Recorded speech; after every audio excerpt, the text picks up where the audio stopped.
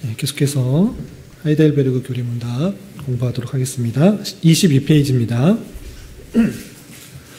요절 한 구절 읽고 하이델베르그 교리문답 9문부터 11문 계속 이어나가도록 하겠습니다. 22페이지 로마서 5장 12절 말씀, 9절부터 11절까지의 주제와 같은 그런 말씀인데, 신약성경 로마서 5장 12절 말씀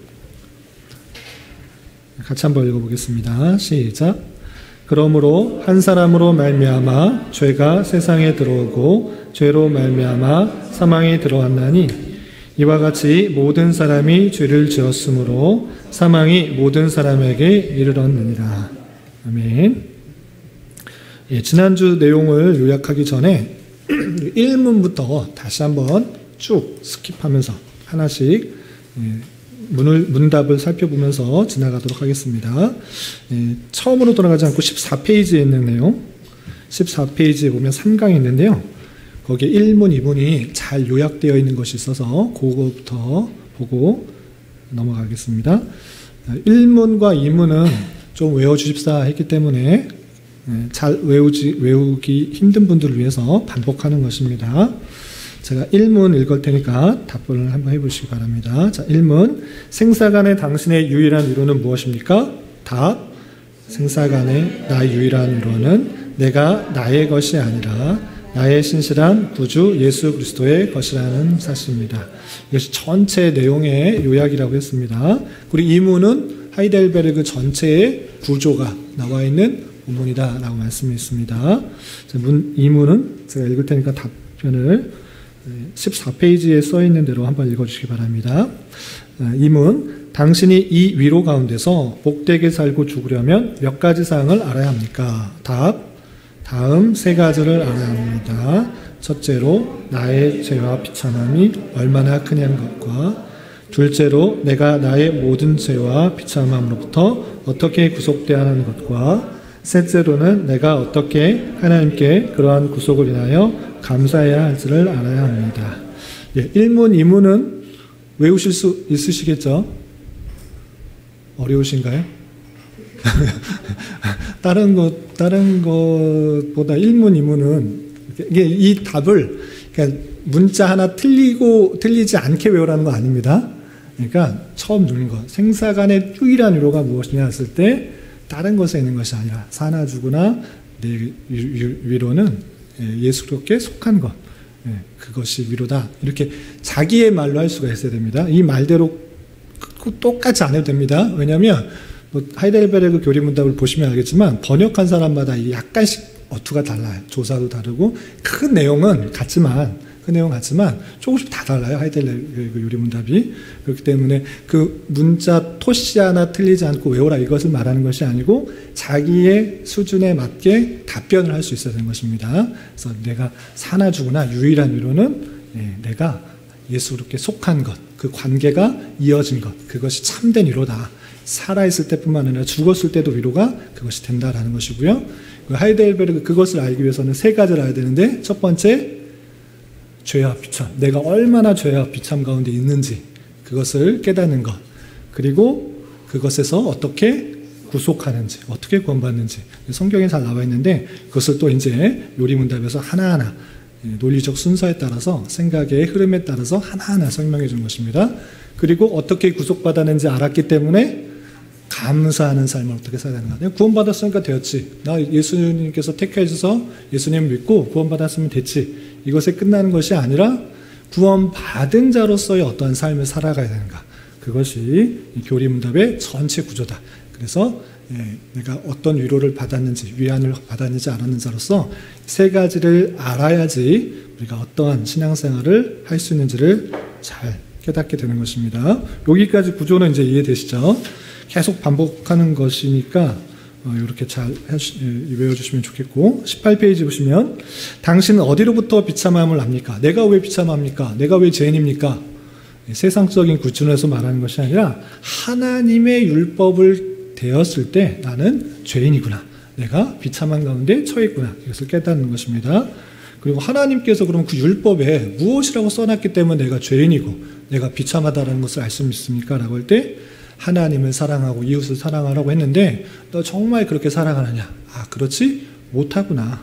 그것을 통해서 죄와 비참함을 아는 것이고, 이 하나님께서 주신 그 율법, 전체 요약의 율법들을 내가 지키는 것을 지킬 수 있는가 생각해 볼 때 그렇지 못하는 것을 깨달아 그것을 죄와 비참함을 안다. 본성적으로 그렇게 못한다라는 것을 우리는 스스로 답변할 수가 있는 것입니다. 그리고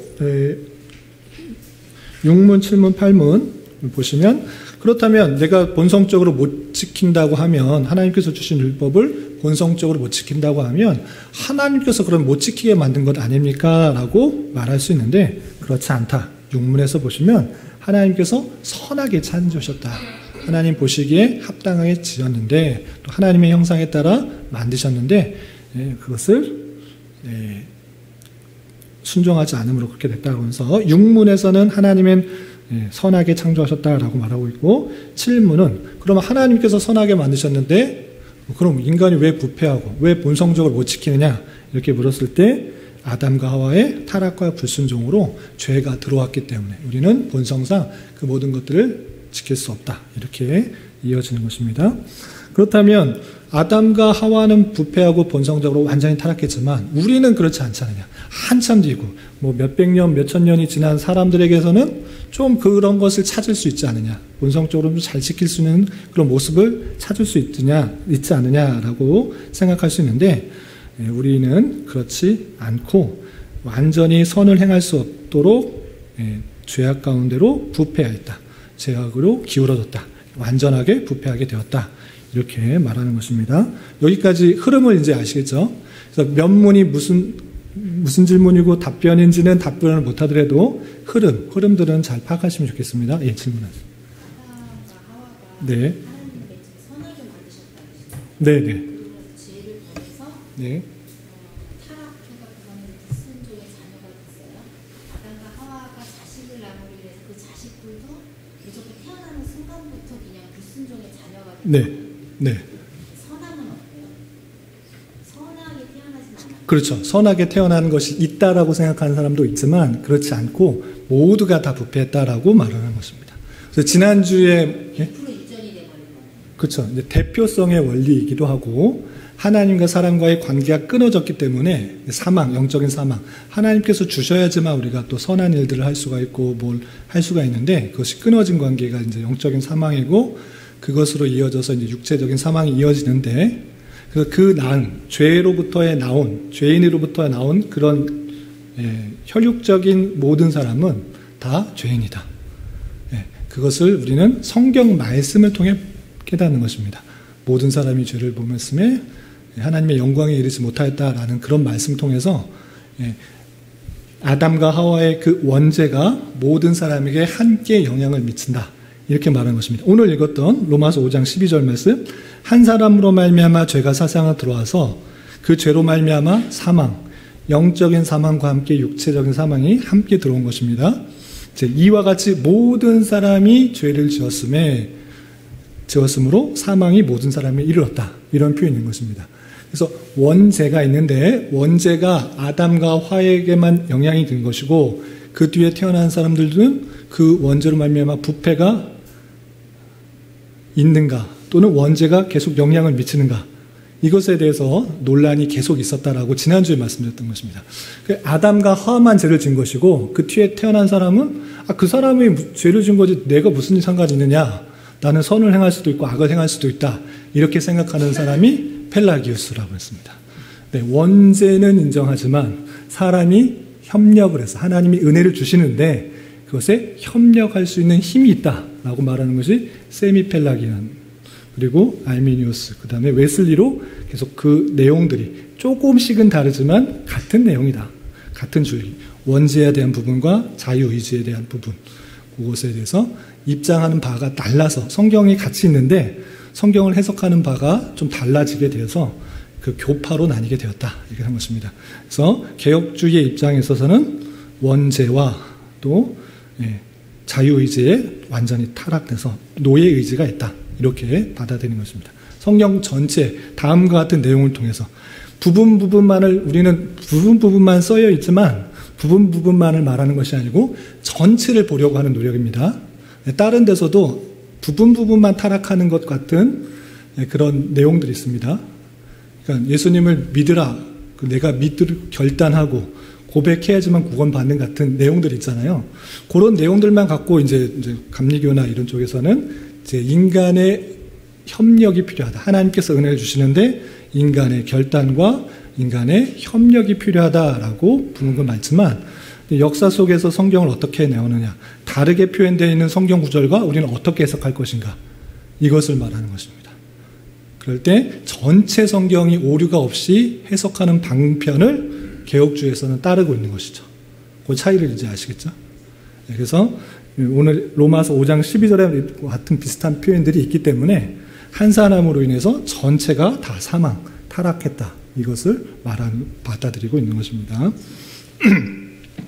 오늘은 9문부터 11문까지 나오는데 앞서서 이 흐름에 이어서 또 우리의 죄와 비참함에 대해서 어떻게 규정하고 또 설명하고 있는지 내용을 또 좀 살펴보겠습니다. 23페이지입니다. 제 9문을 제가 읽을 테니까 답변을 같이 읽어주시기 바랍니다. 제 9문, 그렇다면 사람이 행할 수도 없는 것을 그의 율법 안에서 사람에게 행하도록 요구하시는 하나님이 불의하지 않으신가요? 답, 결코 그렇지 않습니다. 왜냐하면 하나님께서는 사람을 그것들을 행할 수 있도록 지으셨기 때문입니다. 하지만 사람이 사탄의 유혹을 받아 감히 하나님을 불순종함으로 말미암아 자신과 자신의 모든 손들이 그 은사를 박탈하게 되었습니다. 군문에서 묻는 건 뭐냐면 인간이 부패해서 완전히 타락했다. 완전히 타락했기 때문에 선을 행할 수 있는 능력이 없다라고 말하는데, 그렇다면 한편으로 생각할 수도 있는 것입니다. 우리가 이제 교회 안에서 모였을 때는 함부로 하나님 앞에 또는 목사님한테 잘 묻지 못하는데, 이 성경 우르시누스가 이렇게도 생각할 수 있지 않을까라고 질문을 던져놓고 그런 질문에는 이렇게 답변할 수 있다라고 하는 것입니다. 마치 이윤성 원사님이나 다른 분들이 이렇게 된 건 아닙니까? 이렇게 물을 때 그런 예상 질문을 하고 답변을 하는 것입니다. 이 구분은 뭐냐면, 사람이 완전히 타락해서 선을 행할 수 없다고 그랬는데, 그 하나님께서 율법을 주어놓고 행할 수도 없는 율법을 주시면 그거 하나님 불의하지 않습니까? 이건 겁니다. 예를 들면 우리가 이제 다 부패해가지고 선을 행할 수가 없는, 본성적으로 그렇게 할 수 없는, 하나님 사랑하기도 힘들고 이웃 사랑하기도 쉽지 않은 그런 모습 가운데 있는데, 지켜라, 너 이거 지켜야 된다 라고 말하는 것은 하나님이 잘못한 건 아니냐. 우리는 부패했는데, 우리 타락했는데, 우리는 노예의지밖에 없는데, 그런데 어떻게 하나님께서 계속 율법을, 그런 엄밀한 율법을 던져줄 수 있는가? 하나님 불의하시다라고 할 수 있지 않는가? 이것을 묻는 겁니다. 그렇게도 혹 생각할 수도 있잖아요. 그럴 때 그렇지 않다라는 것입니다. 왜냐? 하나님께서는 사람들을 그것을 행할 수 있도록 맨 처음에 지으셨다. 그런데 처음부터 그랬던 것이 아니라 처음에는 그렇게 행할 수 있는 그런 율법을 주셨는데, 하지만 사람이 사탄의 유혹을 받아 감히 하나님의 불순종으로 말미암아 자신의 후손들의 그 은사를 박탈하게 되었다라는 것입니다. 그러니까 그것을 처음부터 못했던 것이 아니라 처음엔 짓지 못하도록 했는데, 그럼에도 불구하고 사람이 사탄의 유혹을 받아 불순종해서 그 은사를, 그 하나님께서 주시는 그런 순종할 수 있는 것들을 박탈하게 되었다는 것입니다. 그 원인을 하나님께 돌리는 것이 아니라 사람의 죄악으로 말미암아 있는 것입니다. 그래서 함께 뒤에도 같이 연결하면서 생각할 텐데, 그건 뭐냐? 사람이 선을 행할 수도 있고 악을 행할 수도 있다라는 것, 그 자유로운 의지, 자유의지가 있다라는 것을 알려주기 위해서 보여준 건 뭐냐? 선악을 알게 하는 나무의 실과인 것입니다. 사람이 그냥 악을 행할 수만 있게 만들었거나 또는 선을 행할 수 있게나 만들었거나, 그것이 아니라 선이나 악을 택할 수 있는 그런 인격적인 존재와 또 자유의지를 갖고 있는 그런 모습으로 있게 하기 위해서 선악을 알게 하는 나무의 실과를 에덴 동산 중앙에 있도록 한 것입니다. 그리고 덧붙여서 아까 더 설명하면, 아담과 하와에게는 그런 것을 주셨지만 타락한 이후에는 다 불순종하고 하나님의 관계가 끊어져서 다시 욕심만, 자기 유익만, 자기 기쁨만을 추구하는 그런 사람일진데도 왜 계속 자꾸 율법 지키라고 하느냐, 율법 지키를 요구하느냐, 그렇다면 불의하지 않느냐라고 할 때 뒤에서도 비슷한 설명들이 있지만, 그것이 무엇이냐라고 할 때 내가 죄와 비참 가운데 있다는 것을 알게 해주는 겁니다. 예, 내가 그 율법들을 보면서 지킬 수가 없구나, 내가 지키지 못하는 죄인이구나, 이것을 깨닫도록 하는 방편인 것입니다. 그러니까 말 안 듣는 사람에게 있을 때, 만약 우리 실제 얘기하면 예를 드는 겁니다. 제 자녀가 2명 있는데 말을 해도 듣지를 않아. 아무리 말해도 듣지 않아. 그러니까 너는 필요 없어. 율법 내가 말하는 것 아무도 말하지 않고 가만히 놔두면 어떤 삶을 살게 됩니까? 아주 그냥 망나니 같은 행동을 할 수밖에 없잖아요. 그럼에도 불구하고 마땅히 학생이라면 또는 자녀라면 교회에서 또는 학교에서 학원에서 사람들을 만났을 때 이렇게 해야 된다라고 부모로서 계속 알려주는 거죠. 잘 못 지키는 것을 또 알지만 그럼에도 불구하고 이렇게 살아야 돼, 이렇게 하는 거야. 성도들 만났으면 인사 바로 해야 되고, 또 교회 와서는 예배를 잘 드리기 위해서 하나님께 기도하고, 또 친구들 만났을 때 나쁜 짓 하지 말고 이렇게 하는 거라고 부모는 당연히 알려주는 거죠. 쟤 못 지킬 것 같으니까 안 말해, 이렇게 말하는 부모는 없는 것입니다. 마찬가지로 하나님께서 그 타락한 그 사람에게도 계속적으로 율법을 주시는 것은 무엇이냐, 마땅히 하나님께서 그 백성들에게 원하시는 것을 알려줌으로써 그 백성들이 그것을 지키도록 할 뿐만 아니라, 나는 잘 못 지키는 죄인이구나, 비참함 가운데 죄를 못 지켰으니까 사망이 뒤에 계속 이어지는 말씀이지만, 불순종했으니까 나는 영원히 죄의 값을 받아야 되는 사람이구나, 이렇게 생각할 수 있는 것입니다. 그래서 못 지킨다고 율법을 안 주는 것이 오히려 불의한 것이고, 못 지킴에도 불구하고 그 율법들을 행해야 된다고 알려주시는 것이 큰 사랑이고 은혜다라는 그 차원에서 이해하시면 되겠습니다. 오늘 본문 그 질문에선 답변에 있었을 때 하나님께서는 사람을 그것을 행할 수 있도록 지으셨기 때문입니다 라는 것을 지난주에도 살펴봤는데, 하나님께서 지으신 창세기 1장 27절 하나님의 형상대로 사람을 창조하셨다라는 그런 표현에 있어서 하나님의 형상을 갖고 있기 때문에 율법을 지킬 수 있는 그런 특징으로서 만드셨고, 또 창세기 2장 16절 17절 여호와 하나님이 그 사람에게 명하여 이르시되 동산 각종 나무의 열매는 내가 임의로 먹되 선악을 알게 하는 나무의 열매는 먹지 말라, 내게 먹는 날에는 반드시 죽으리라 라는 것을 통해서 자신이 의지를 가지고 따먹을 수도 따먹지 않을 수도 행할 수 있는 능력이 있다라는 것을 알려준 것입니다. 이런 것을 말씀 안 해주셨다고 하면 혹여나 죄를 지을 수밖에 없는 그런 인간인 것으로 생각하는데, 하나님께서는 열매를 딱 만드시고 그거 잘 행할 수 있다, 너 그걸 지키면 행할 수 있다, 이렇게 표현하고 있는 것입니다. 참고적으로 우르시누스가 이 하이델베르크 교리문답 정리했잖아요. 그리고 친절하게 그것보다 훨씬 더 두껍게 해설서를 다 써놨습니다. 이것이 어떤 내용인지 아주 친절하게 이것보다 몇 배나 두꺼운 책으로 해설서를 다 해놨습니다.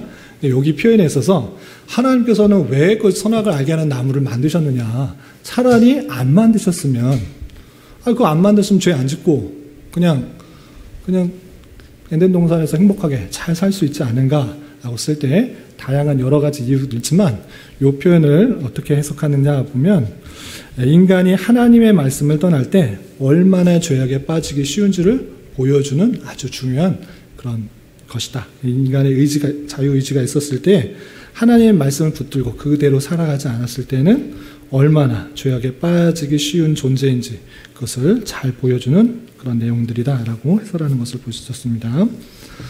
그리고 사람이 사탄의 유혹을 받아 감히 하나님을 불순종함으로 말미암아 자신과 자신의 모든 후손들이 근사를 박탈하게 되었습니다 라는 표현에 있어서 각주를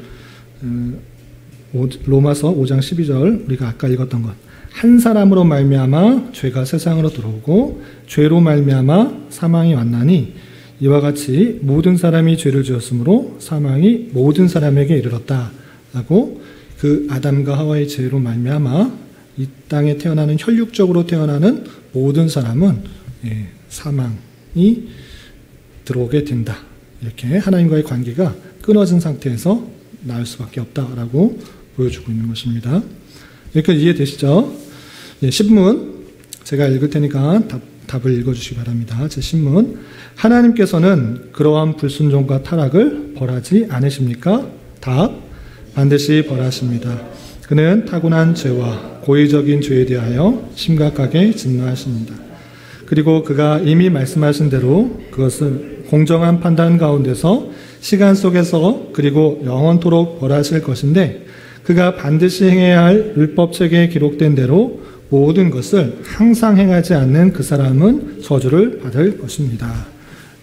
하나님께서 그 아담과 하와로 말미암아 타락되어서 죄가 들어와서 불순종하는 그런 모습 가운데 있는데 그런 불순종하게 그냥 내버려 두시는가 그런 타락의 모습들 불순종의 모습 비참함 가운데 그냥 놔두시는가라고 할 때 놔두시는 것이 아니라 그냥 놔두시는 것이 아니라 벌한다.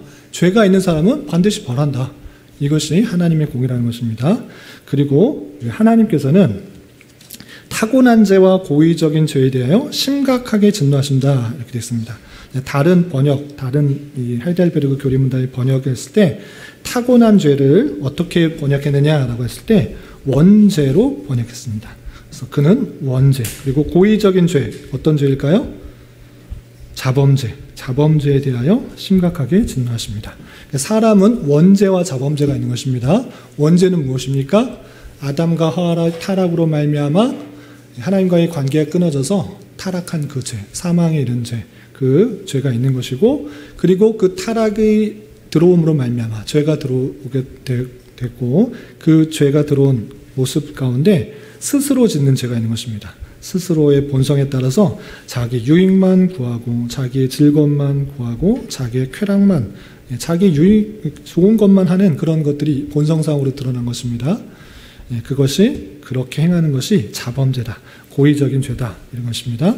원죄, 자범죄 그 모든 죄가 있을 때 하나님의 말씀을 비추었을 때 온전치 않은 그 모습들 하나라도 있으면 진노하신다. 죄가 있는 것을 그냥 놔두지 않고 진노하신다라는 것입니다. 그리고 그가 이미 말씀하신 대로 그것들을 공정한 판단 가운데서 시간 속에서 그리고 영원토록 벌하실 것인데 그가 반드시 행해야 할 율법책에 기록된 대로 모든 것을 항상 행하지 않은 그 사람은 저주를 받은 것입니다. 이렇게 되어 있습니다. 이것이 그냥 우르시누스가 그냥 지어낸 것이 아니라 성경에 있는 다양한 구절을 가지고 이렇게 요약한 것입니다. 첫 번째, 하나님께서 원죄와 자범죄에 대하여 심각하게 진노하신다. 그런 죄에 대해서 진노하신다라는 그런 표현이 여러 군데 있겠지만 우리 24페이지 각주 1번에 되어 있는 그 내용들 시편 7편 11절부터 13절까지 함께 읽어보겠습니다. 시작. 하나님은 의로우신 재판장이시며 매일 분노하시는 하나님이시로다. 사람이 회개하지 아니하면 그가 그의 칼을 가시며 그의 활을 이미 당겨 예비하셨도다. 죽일 도구를 또한 예비하시며 그가 만든 화살은 불화살들이로다. 하나님께서는 재판장이다. 의로운 재판장이다. 매일 분노하신 하나님이다. 사람이 죄가 있는데 회개하지 않는다? 하나님께서 심판하신다. 칼을 가시고 활을 당겨서 준비하고 있다. 심판을 때릴 준비하고 있다. 이런 표현들이 성경 곳곳에 나와 있는 것입니다. 그리고 히브리서 9장 27절에 이런 표현이 있습니다. 우리 책에 나와 있는 그 부분까지 같이 한번 읽어보겠습니다. 히브리서 9장 27절 함께 봉독합니다. 시작. 한 번 죽는 것은 사람에게 정해진 것이요 그 후에는 심판이 있으리니. 하나님께서 사람에게 있어서 죽는 것은 모두 한 번 정해지고 한 번 다 죽게 되는데 그 후에는 심판이 있다. 그 죄에 대해서 하나님께서 공의롭게 심판하시겠다라는 내용이 성경에 곳곳에 있는 것입니다. 그리고 각주 2번의 그 내용을 보시면 반드시 행해야 할 율법책에 기록된 대로 모든 것을 항상 행하지 않은 그 사람은 저주를 받을 것입니다. 이런 표현도 갈라디아서 3장 10절에 있는 그 표현을 그대로 옮긴 것을 알 수 있습니다. 갈라디아서 3장 10절 말씀 같이 한번 읽어보겠습니다. 시작. 무릇 율법 행위에 속한 자들은 저주 아래 있나니 기록된 바 누구든지 율법책에 기록된 대로 모든 일을 항상 행하지 아니하는 자는 저주 아래에 있는 자라 하였습니다. 율법을 자꾸 지켜서 구원받으려고 하는 그런 유대인들, 그런 바리새인들, 그런 사람들이 있는데 잘 생각해봐라. 율법이 어떤 것이냐. 율법에 있는 내용이 한두 가지가 아니라 자세히 살펴보면 엄청나게 많이 있다. 그런데 그 율법책에 기록된 그 많은 내용들을 항상 행하지 아니하면 저주 아래에 있는 것이다.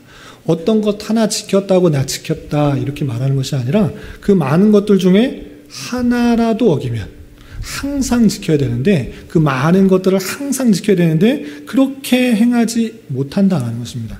그래서 기록된 대로 모든 일을 항상 행하지 아니하는 자는 저주 아래 있는 자다. 그렇기 때문에 율법을 통해서 완전한 의로움을 가질 수가 없는 자다라는 것을 알려준 것입니다. 그래서 율법의 멍에에 매여 있는 율법을 지켜서 하나님께 의로움을 받으려고 하는 바리새인들과 또 유대인들의 그런 잘못된 것들, 율법을 잘못 이해하는 것을 지적한 것입니다. 그런데 전체 지금 교리문답에서 말하고 싶은 것은 무엇이냐? 하나님께서 죄에 대해서 그냥 간구하시는가? 그렇지 않고 율법, 그 많은 율법들 항상 지키지 아니하는 사람은 하나님께서 진노하신다, 저주하신다, 벌하신다 이것을 보여주는 것입니다. 따라서 우리는 율법들을 항상 모든 율법을 항상 행하지 않았다고 하면 저주 아래 있는 자라는 것을 하나님의 진노를 받아야 마땅한 존재라는 것을 아는 것이 중요한 것입니다. 그리고 이어서 11문 살펴보겠습니다. 제가 11문 읽을 테니까 답변을 읽어주시기 바랍니다. 제 11문. 그렇다면 하나님께서는 자비로우시지는 않으십니까? 답. 하나님은 참으로 자비로우십니다. 하지만 그는 동시에 공의로우신 분이시므로 지고의 주재자이신 하나님을 거슬러 범한 죄가 육체와 영혼의 영원한 형벌이 되는 최상의 벌을 받아야 한다는 그의 의를 요구하십니다. 이건 무슨 문제냐면 하나님께서 죄에 대해서 심판하신다. 그냥 넘어가지 않으시고 반드시 심판하신다고 하면 우리가 항상 그 모든 일을 행하지 못했기 때문에 저주를 받아야 하고 심판을 받아야 한다. 그러면 하나님이 정말 무자비하신 분이군요. 정말 사랑은 조금도 없으신 분이십니까? 하나님께서 그 모든 것들을 다 행할 수 없는 그런 사람들을 보면서 심판만 하신다 그러면 의롭기만 하고 자비가 없으신 분은 아니십니까? 라고 혹여나 물을 수 있는데 그런 물을 하고 하나님이 어떤 분이신지를 차근히 이렇게 설명하는 것입니다. 하나님께서 죄에 대해서 심판만 하신다 그러면 자비가 없다라고 생각할 수 있는데 그렇지 않고 하나님은 참으로 자비로우신 분이십니다. 그렇지만 자비만 있는 것이 아니고 사랑만 있는 것이 아니고 용서만 있는 것이 아니고 동시에 공의로우신 분이시다. 함께 생각해야 된다. 사랑도 있지만 의로움도 있다. 이것을 같이 생각해야 된다는 것입니다. 지고의 주재자이신 하나님을 거슬러 범한 죄가 육체와 영혼의 영원한 형벌이 되는 최상의 벌을 받아야 한다는 그의 의를 요구하신다. 하나님께서는 자비로우신데 사랑로우신데 사랑만 있는 것이 아니고 사랑도 있고 공의도 있는데 그 공의를 통하여서 공의를 가지고 있기 때문에 어쩔 수 없이 죄에 대해서 넘어가시는 것이 아니라 심판하시는 그 모습 가운데 있는 것입니다. 의롭지 않으면 심판하시는 것입니다.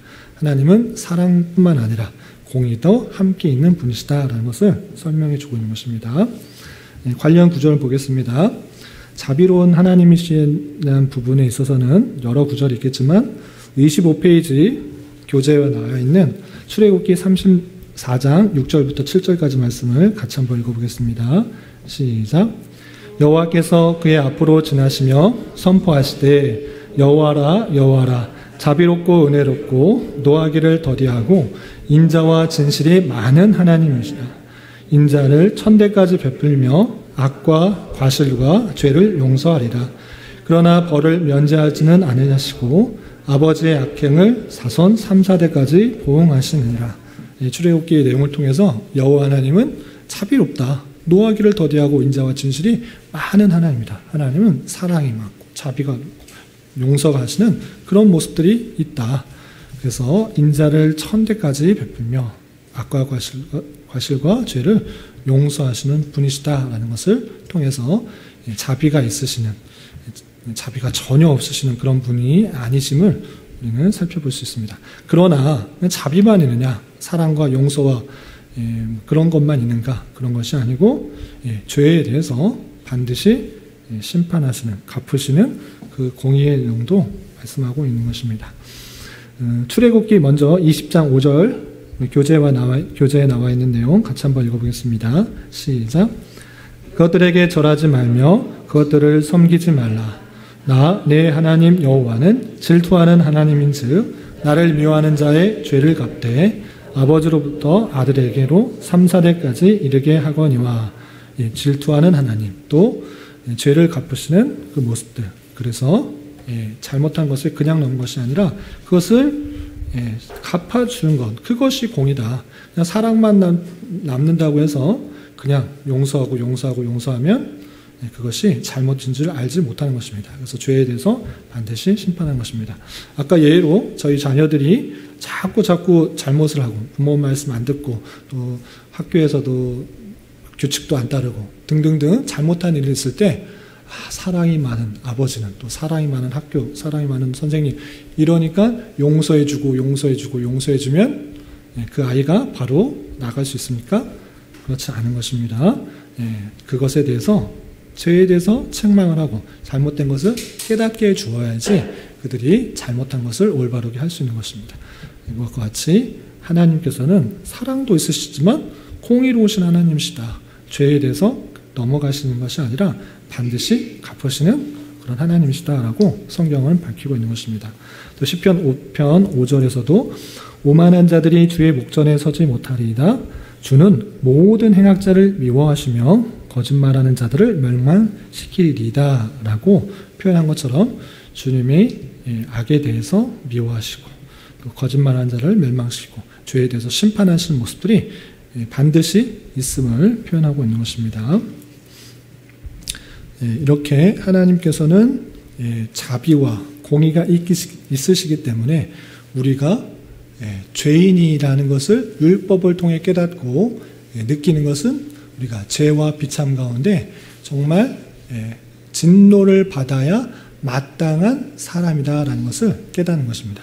여기까지가 우리가 죄와 비참에 대해서 깨달아야 할 내용들이고, 다음부터 12문부터 이어지는 85문까지는 그렇다면 우리가 어떻게 구속되는지에 대해서 그 죄와 비참 가운데 하나님의 진노를 받아야 마땅한 가운데 어떻게 구속을 받는지 이어지게 되는 것입니다.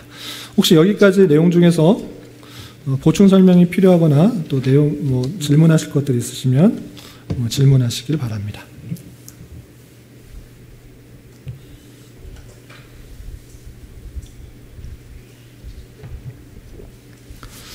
다 아시는 내용이어서 우리가 다 알고 있는 내용인데 하이델베르그 요리불답을 통해서 다시 체계를 잡고 정리하는 것입니다. 우리가 성경을 통해서 죄인인지를 깨닫고 또 어떻게 구원받아야 되는지를 깨닫고 구원받은 자로서 어떻게 살아야 되는지 하이델베르그 요리문답을 통해서 잘 정리하고 혹시나 궁금한 질문들을 미리 함으로 말미암아 그래서 우리가 궁금했던 또 모를 수 있었던 것들을 잘 해결하는 그런 방식으로 설명되어 있으니까 그 흐름을 잘 생각하면서 따라오시면 되겠습니다. 여기까지 정리되셨죠? 그리고 말씀드리지만 답문은 할 수 없어도 답문을 그냥 토시 하나 틀리지 않고 외울 수는 없어도 이렇게 질문한다고 하면 내가 이런 방식으로 대답을 할 수 있겠구나를 생각했으면 좋겠습니다. 달달 외우는 건 저도 잘 못합니다. 저도 암기력이 매우 안 좋아서 잘 못 외우는 편인데 못 외우더라도 그가 무슨 말을 할 때 어떻게 답변을 할 수 있겠구나를 잘 생각하면서 머릿속에 잘 정리를 할 수 있기를 바랍니다. 그리고 교리문답에서는 하나님과의 자비, 공의 이것에 있어서 좀 반대적인 개념처럼만 이렇게 되어 있습니다. 하나님은 사랑이 많으시다. 반면에 하나님은 공의로우시다. 어떤 것이 죄에 대해서 반드시 심판하신다. 하나님이 자비가 많으시기 때문에 용서하신다. 좀 대립적인 개념으로 설명되는 그런 모습입니다. 인간 그냥 딱 생각할 때 그렇게 되지 않습니까? 공의의 반대는 하나님의 사랑, 자비 이렇게 될 수 있는데 성경을 잘 읽어보면 오히려 하나님의 의가 나타나서 하나님께서 그것을 구원에 이르게 됐다. 이런 표현이 있습니다. 특별히 로마서 3장 보면 우리가 얼마나 부패하고 타락했는지를 보여주시고 설명해 성경 쓰에서는 그러나 하나님의 의가 나타나서 이렇게 표현하고 있습니다. 하나님의 의가 나타나서 택하신 백성들을 구원하는 방편으로 표현되기도 한다. 그래서 성경의 개념에 있어서는 하나님의 의와 또 자비가 반대적인 그런 개념으로만 그냥 생각할 수 있는데 성경에서는 하나님의 의도 사랑의 하나의 표현으로서 구원의 하나의 근원으로서 등장하기도 한다. 이렇게 좀 넓게 성경에서의 표현을 한 번 더 나가서 생각해 보면 좋겠습니다. 무슨 말씀하시는 줄 아시겠죠? 근데 의라는 그런 표현이 다 심판하고 저주하고 구원 못 받게 하고 진노하고 이렇게만 생각할 수 있으나 성경의 표현에 있어서 하나님의 의가 나타나서 라는 그런 표현이 쓸 때는 오히려 택하신 사람을 구원하기 위해서 하나님의 의가 나타났다라는 표현도 등장하기 때문에 너무 하나님의 공의와 자비가 반대적인 개념으로만 생각할 것이 아니라 하나님의 그 속성에 있어서 구원하기 위한 하나님께서 택하신 백성을 구원하기 위한 하나의 다른 모습으로도 쓰이는 경우가 있다. 이렇게 이분법적으로 생각하시면 안 되겠습니다. 그래서 하나님의 의는 택하신 백성을 구원하기 위한 기초가 될 뿐이 아니라 택하신 백성을 심판하기 위한 하나의 수단이 될 수 있다. 이렇게 이해하시면 좋겠습니다. 성경을 이렇게 여기서만 표현은 자비와 공의가 반대적인 개념 속에서 이렇게 보여놓을 수 있는데 성경의 표현은 오히려 다른 경우, 다른 용례도 있을 수 있는 경우가 있다. 이렇게 이해하시면 되겠습니다. 말하려고 하는 뜻은 무슨 뜻인지 아시겠죠? 그렇게 이해하시면 되겠습니다. 로마서 1장 17절에 표현했네요. 복음에는 하나님의 의가 나타나서 이런 표현들, 그런 표현에서도 구분하시면 좋겠고, 또 성경 시편에서도 어떤 표현들이 많이 등장하느냐, 다윗이나 시편 기자가 계속 핍박과 탄압과 어려운 상황을 당했을 때 주님의 의로 우리를 구원하시옵소서 이렇게 표현하고 있습니다. 주님의 의가 나타나면 악인들에 대해서는 심판하려는 것으로 드러나지만 택하신 백성으로서는 구원으로 드러나는 그런 모습들이 나타나는 것입니다. 그래서 이분법적으로 딱 이렇게 하는 것이 아니라 성경에서는 하나님의 의, 하나님의 공의가 택하신 백성의 구원의 근원으로도 쓰여지고 설명되고 있다. 이렇게 좀 이해하시면 되겠습니다. 되셨나요? 25페이지에 있는 요약과 다음 시간에 배울 내용을 읽고 마치겠습니다. 지금까지 우리는 우리의 죄와 비참함에 대해서 배웠습니다. 하나님께서는 우리를 선하게 지으셨으나 우리는 불순종함으로 타락하고 말았습니다. 그리하여 하나님의 율법을 행할 수 없는 존재가 되고 말았습니다. 하나님은 자비하시지만 공의로우신 분으로서 우리의 죄를 벌하십니다. 우리가 죄인인데 벌할 수밖에 없는 그런 죄와 비참감 가운데 있다라는 것을 잘 깨닫는 것이 먼저 선행되어야 되는 것입니다. 그리고 다음 시간에는 두 번째 단락으로 들어가 사람이 그런 죄와 비참함으로부터 어떻게 구원받게 되는가에 대해서 배우게 될 것입니다. 이렇게 순서를 잘 이해하시면 되겠습니다. 있었나요? 그리고 광고를 하나 더 하자면 오전에 광고한 것처럼 다음 주일 오후 교리 공부 마치고 수련회 준비위원회 모임을 가지려고 합니다.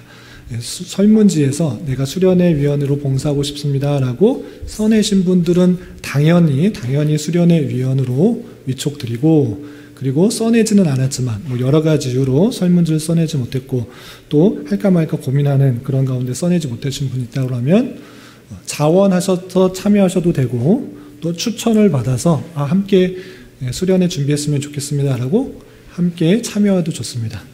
저희 수련회는 하루 그리고 실제적으로 따져보면 몇 시간 하지 않습니다. 그러나 전 수련을 통해서 기대하는 것은 무엇이냐면 우리 교회가 더 모든 성도들이 적극적으로 교회를 사랑하고 교회의 어떤 것들을 참여하고 또 자발적으로 여러 가지 일들이 일어났으면 좋겠습니다.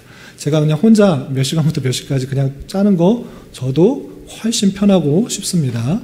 그러나 그것보다는 이번 기회를 통해서 성도님들이 서로 한 가지 주제를 가지고 기도하고 또 토의하고 서로의 의견도 나눠보고 생각도 나눠보고 그렇게 함께 참여해서 함께 만들어가는 수련회를 지향하고 있습니다. 그래서 수련회 위원회로 써내신 분 외에 혹시 자원해서 또 참여하시는 분들 또는 추천을 받아서 함께 하셨으면 좋겠다라는 분들이 있으면 끝나고 오래 하지 않습니다. 20-30분 그냥 기도하고 어떤 거 했으면 좋겠다 의견 나누고 조율하고 하는 그런 과정을 갖추려고 하니까 적극적으로 참여해 주시면 좋겠습니다. 아시겠죠? 그리고 오늘 또 몇 가정들이 또 참석하지 못했는데 건강을 위해서 기도해 주시고 여러분들도 더워지는 이제 봄 다 지나가고 이제 여름이 된 것 같은데 몸 건강에 유의해 주시길 바라고 또 새로운 분들이 이제 한 분, 두 분 이렇게 오시는 경우가 있습니다. 나는 좀 쑥스러우니까 못하겠다 이렇게 하지 마시고 더 적극적으로 인사하시고 또 환영하시고 잘 적응할 수 있도록 노력해 주시면 우리 교회가 더 잘 성장하고 또 처음 오시는 분도 낯설하지 않지 않을까 생각을 해봅니다. 잘 감당해 주시기 바랍니다. 기도하지 마치겠습니다.